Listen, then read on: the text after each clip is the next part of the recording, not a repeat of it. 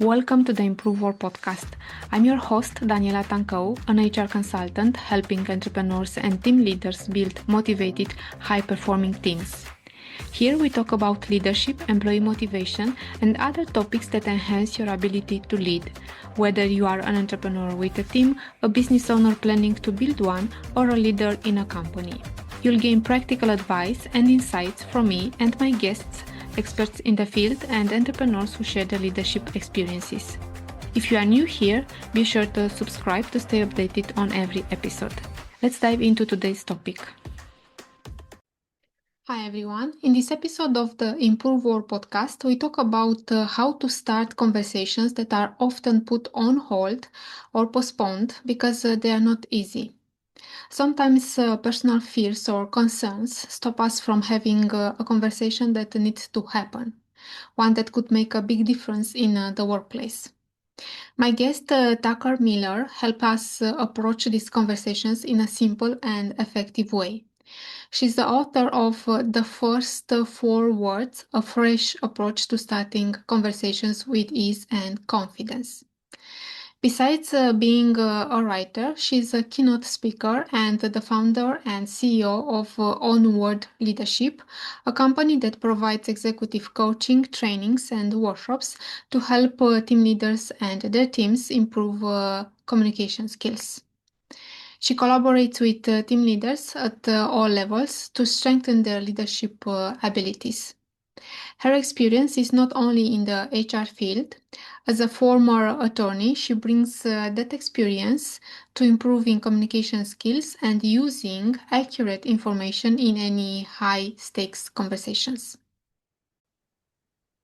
Welcome to the podcast, Tucker. I'm glad that you are here. Thank you very much, Daniela. It's very nice to be here with you.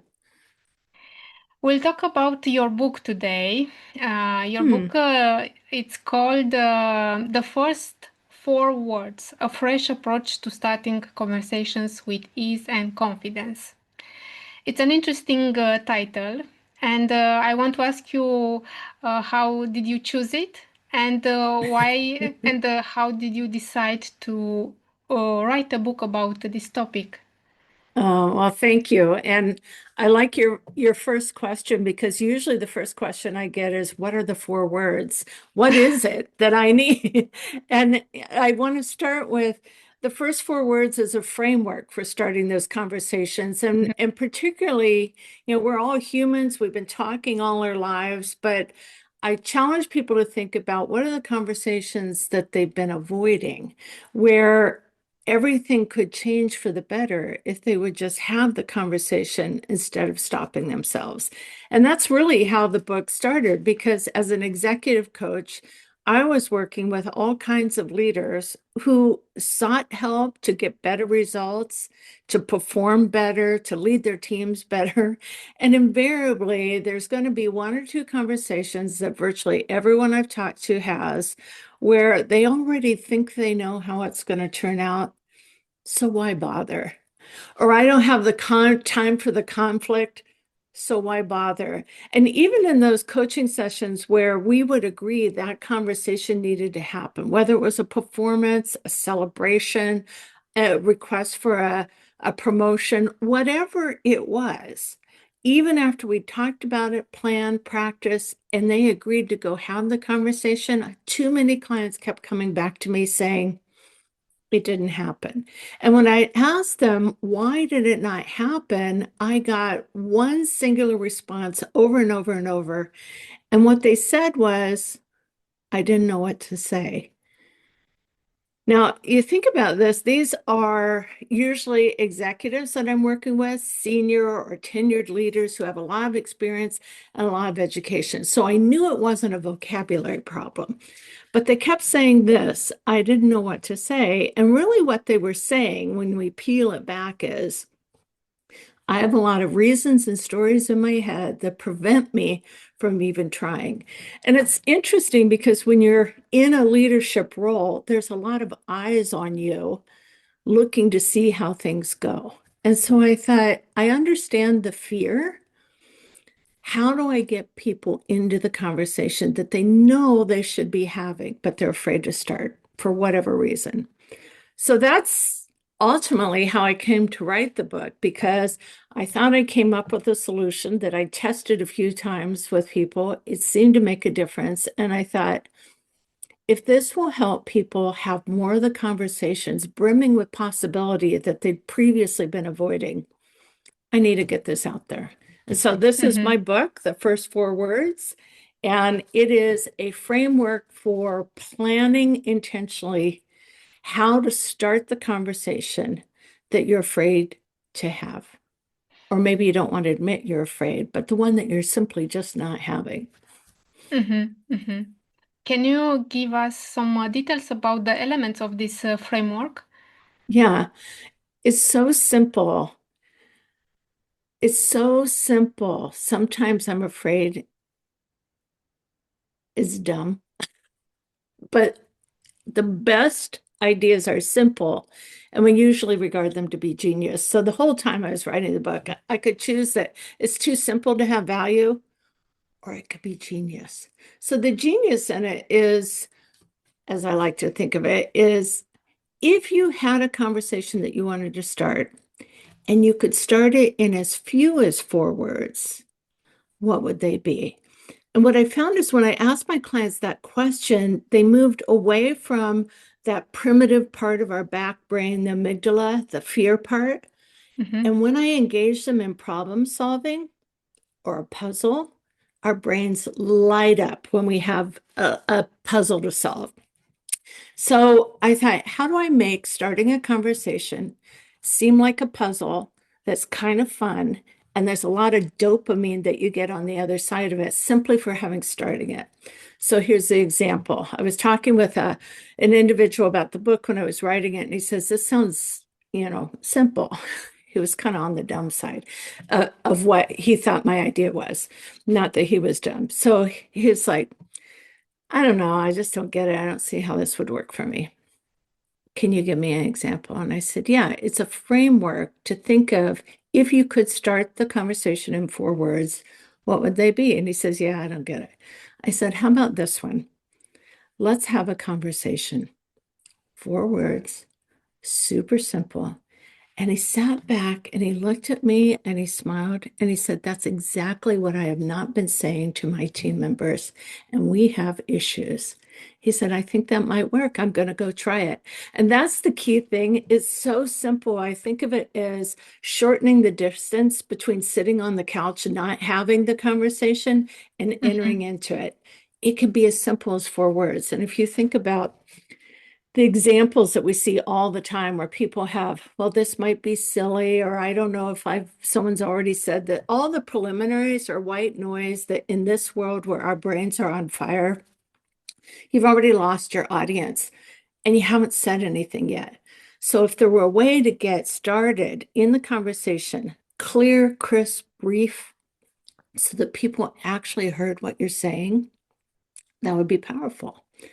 So I find when I introduce this framework, people start talking to me, counting 4 words. Did you see what I did there? 4 words, What's on your mind? How are you doing? The things that engage us are really so simple, but we get caught up in the story about what's going to happen next, or I don't know what to say after I get it started. And the thing is, people are so hungry for conversation. Just getting it started is enough to have the conversation. Yes, right. So I see you you, counting. I see you thinking. Yeah. yes, yeah, of course. Yeah, So you help them to reframe the situation and see it differently, so they are not blocked by their fears and by their stories. exactly. And if you think about there are a lot of conversation models out there. I've Mm-hmm. been fans of them.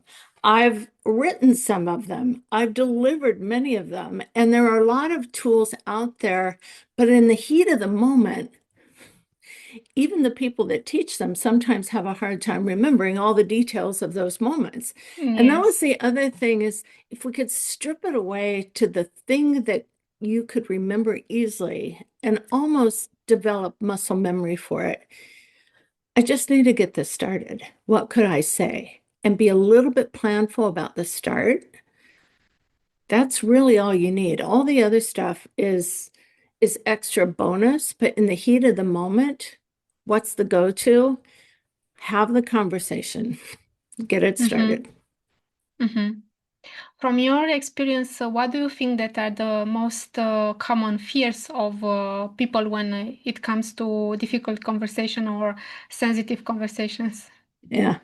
I would say almost all of the major fears that people share with me are the stories that they've created in their own mind, sometimes based on past experience with the person they might talk to. But a lot Mm-hmm. of times it's past experiences from 10 years ago when I was a new employee. I did this and it didn't work out, and I had a boss that behaved this way. It's like, that was a decade ago. Let's bring it into this present moment with the skills and insight and wisdom and perspective that you've amassed during that Mm-hmm. time, and also recognize that you're the person leading the conversation. It's a different dynamic. So the narratives about how it will go or what happened in the past that cause people to shut down and think, well, we're just better off not having it, is the very thing that impedes innovation, collaboration, retention, all the things, trust, all the things that we're looking to create in a workplace or a workforce are completely undermined by avoiding conversations that could actually help people develop and grow or resolve conflicts. Mm-hmm. So this is a part of this difficult conversation, having a good start and starting in the first place. Just, yeah. Yeah. So, Um, do you advise them also to set an intention for or some intention goals for those yeah. discussions? Yeah. So timing is important and regulating your own emotional response. So as much as I want people to start the conversation, if you're amped up and really angry and emotional, that's probably not the ideal time. There's some Mm-hmm. things that when our emotions or intentions are so heightened, it doesn't matter what you say, it's probably not going to land well. So there are, to your point, and mine, it is a framework, but there's also some other insights that we bring to it. So having the intention, calming yourself down so that when you go into the conversation, there's no response on the other side that they need to self-protect or be defensive. If you come in too hot, they're not going to hear what you're saying because all of your body language and all of your tone of voice is saying something perhaps very different than the words. It's more than words. So calming yourself down and checking your story about, as I said, check the story that you have that has been slowing you down and leave it at the door or leave it aside and just be in the present moment and plan your start. Calm yourself down and plan the start that produces the least amount of defensiveness in the other person so that they can really be calm and completely hear what you have to say. So many people that I work with have said, nobody listens to me. And you think, is that a them problem? or an us problem? Are we coming in with too much preliminary information or too much emotion or too much of this and that? And so that's part of it, is sort of it being more self-aware about the rest of the message that you're bringing forward and making sure that they align with your intention about how to start the conversation. Mm-hmm. Yes, I think that listening is a very important part because uh, without it, we don't feel heard and respected and acknowledged by the other person. Right. And I That's think, right. and I think that being listened, it also create trust Hmm. and honesty Right. in the relationship. And when we can meet each other at the same calm level, it's not enough just to calm yourself down, but create calm for the other person. That's that place where there's enough space for us Mm-hmm. to really start listening and working through things. Mm-hmm. All right. So besides this advice, what are other, let's say, three pieces of advice from your book that team leaders can use in their relationships with their teammates? So I do have a chapter specifically for leaders to think, what are the, you know, as a leader myself and working with leaders, I looked around at the types of conversations leaders generally are having day in and day out. And there were really only four. There it is again, four. Our brains like four. We have 4-4 time. We have 4 seasons. We're kind of wired to kind of anchor in on that four walls in a room kind of thing. And to my surprise and not surprise, there were four core conversations leaders need to think about and work on mastering.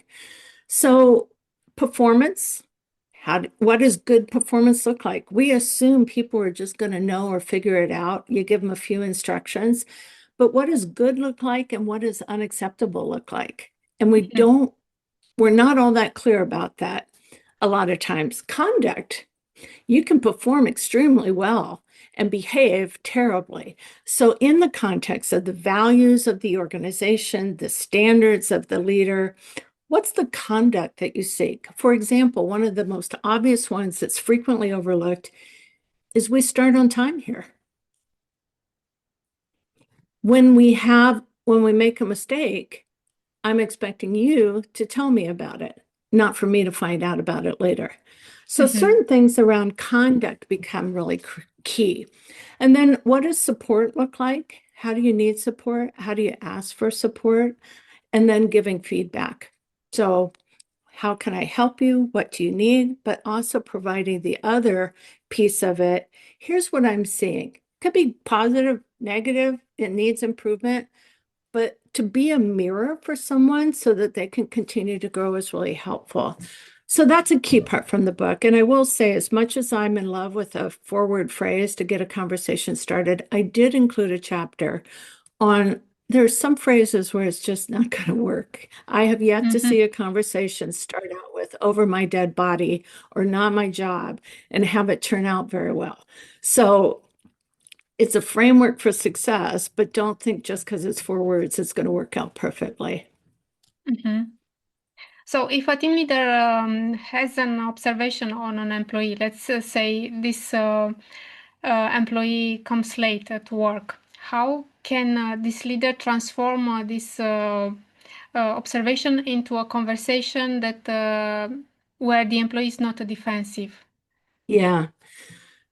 So tone, manner, and timing are critical. So directly approaching someone the minute they walk in late, or waiting by the door to prove your own conclusion that they're going to come in late and then gotcha, don't do that. But in a different conversation, maybe a one-to-one conversation, may I share something? And let me also say 4 words is a framework to get it started, but it is not a rigid rule. So if you're saying 5 or 6 words, totally fine. Just get the thing started. May I share something I've noticed? Okay. I've noticed that you are here consistently about 2 minutes late or whatever it is. And in fact, I had this happen with an employee. They were so minimally late, you almost wanted to forgive it, but they were so consistently late. The question is, what's going on? Is it a bus time schedule issue that we can accommodate? So here, leading with some curiosity, or is it just not paying attention or not caring? But I said, it affects your credibility when you're so consistently late, not only to when you start the day, but when you go to the meeting, when you start the call. It's starting to mean that our standards of being on time with our clients are slipping, and it's affecting your reputation and my confidence in you being able to serve our clients in a certain way. So offering some context to that can be really helpful. But it's just information, and I'm curious, is there something I could help with that? Because the expectation is that you're Mm-hmm. here on time. It could be Mm-hmm. so easy. Let's Yes. problem solve together. Can we work on this? Mm-hmm. Yes, it's a good approach and I like it. Good. Thank you. um, From your experience, did you know team leaders who were in difficult conversations that figure out on the way that they are wrong? Because when we have these conversations, we may have a subjective perspective. We Yes. may miss something, and how can team leaders can ensure that they are objective and that they are accurate in what they are communicating and they are fair with the employees.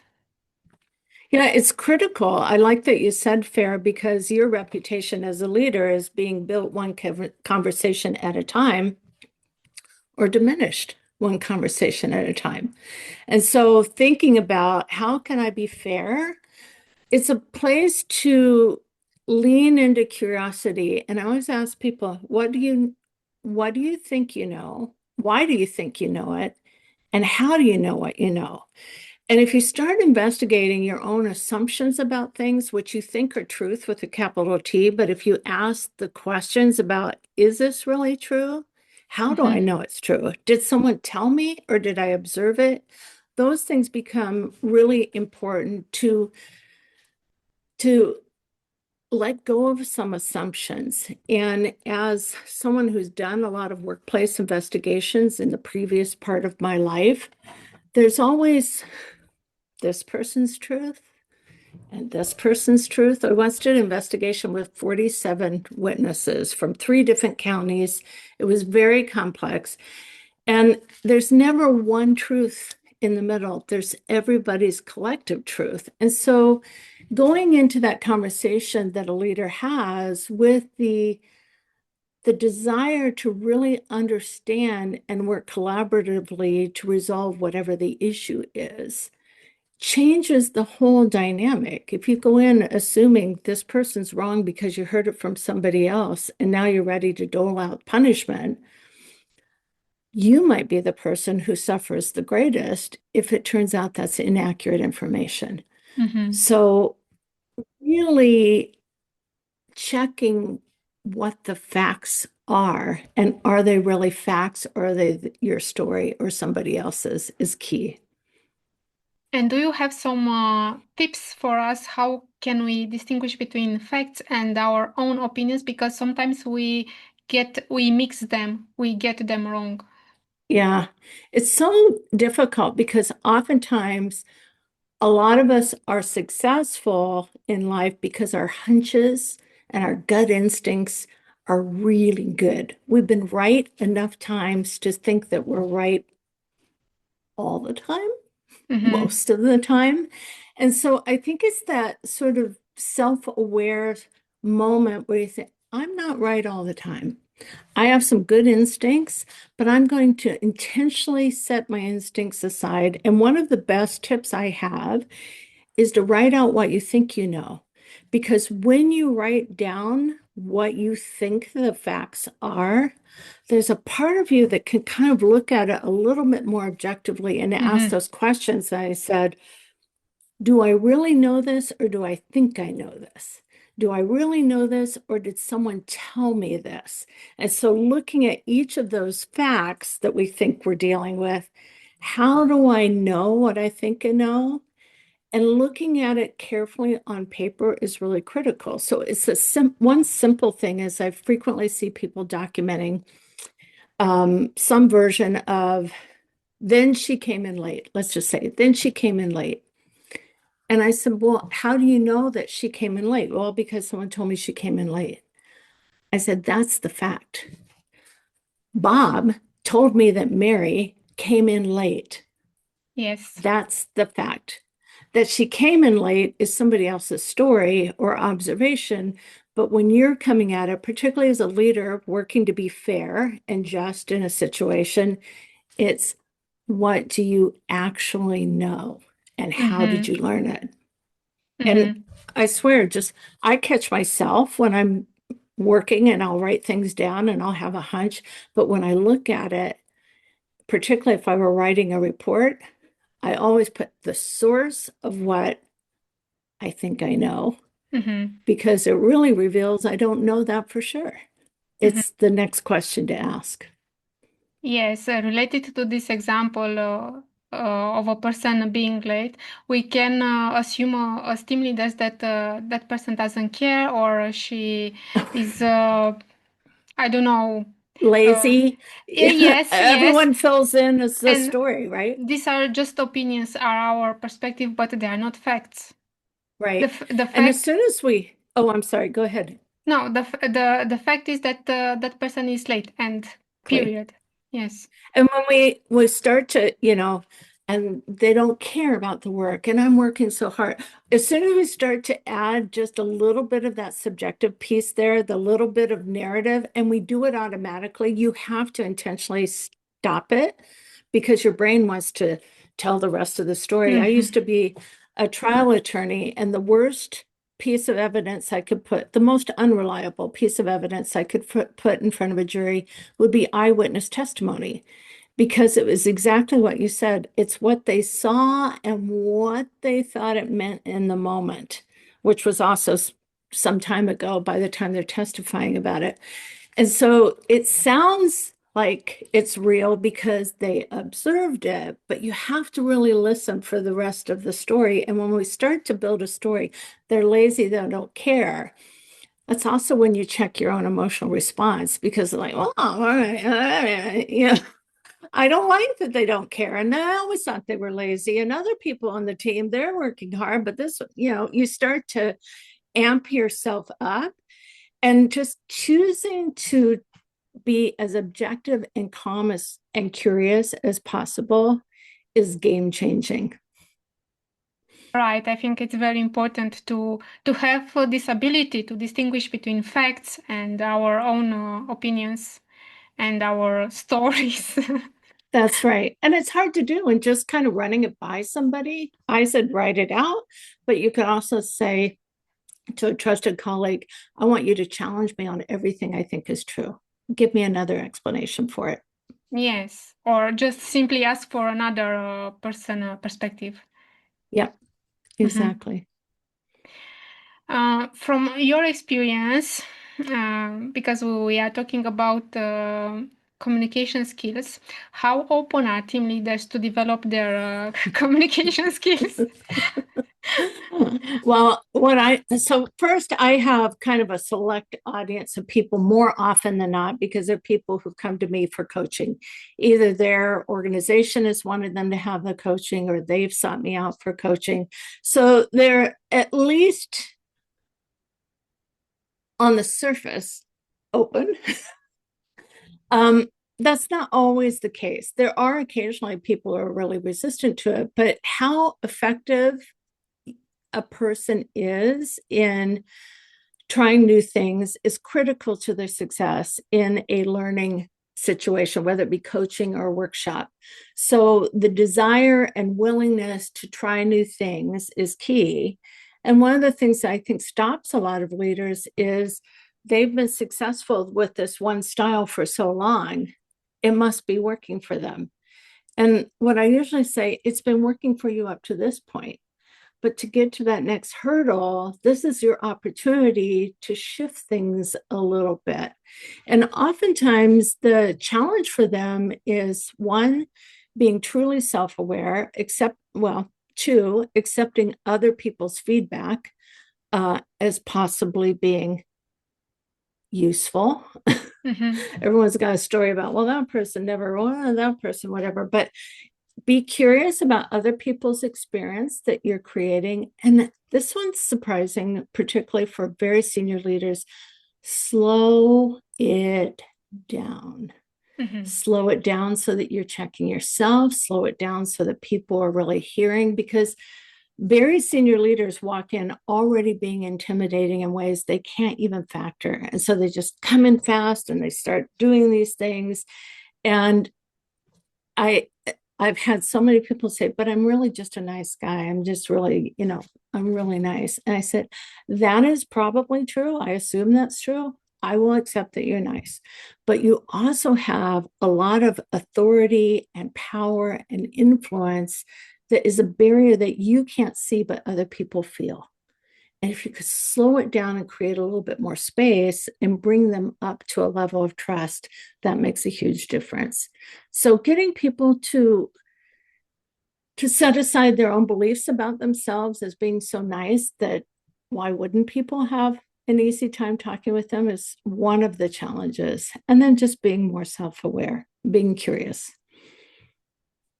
Yes. Yes, I think that, as you say, some approach can work at some moments and with some people, but not with all kinds of people.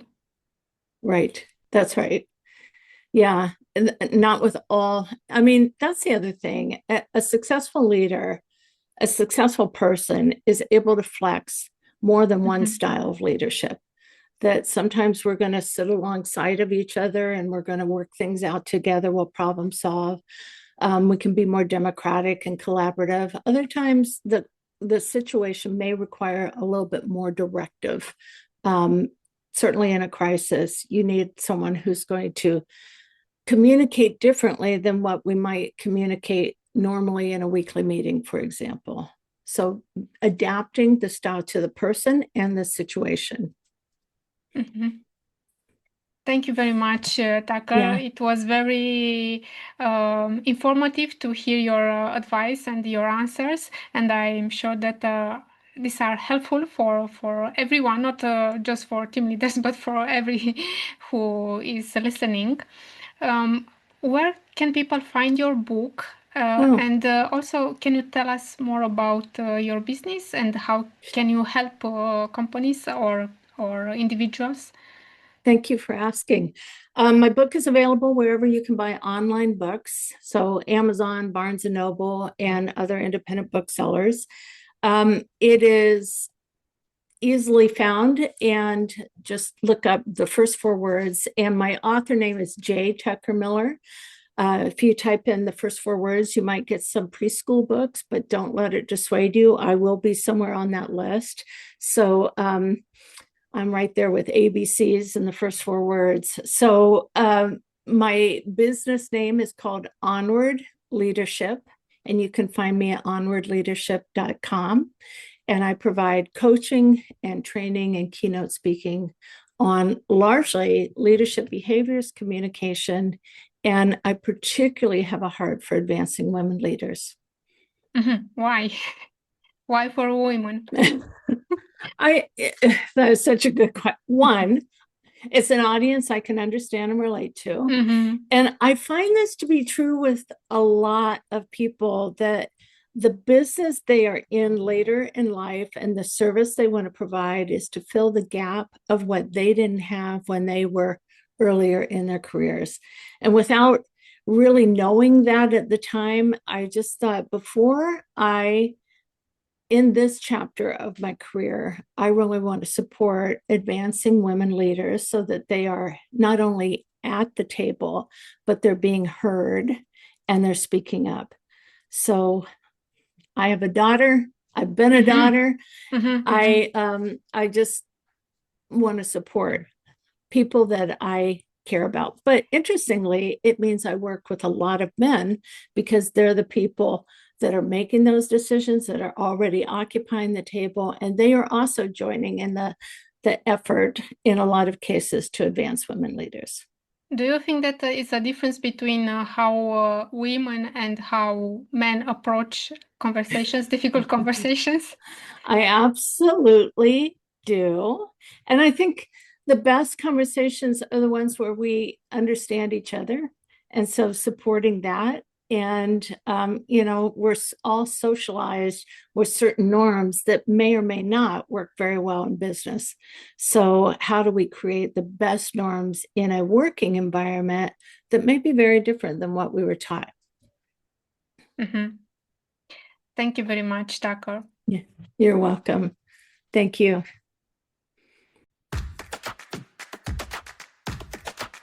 Thank you so much for watching this episode. If you found value in this podcast, subscribe to stay updated. I'm grateful for your support and hope to continue providing content that helps you grow. See you in the next episode.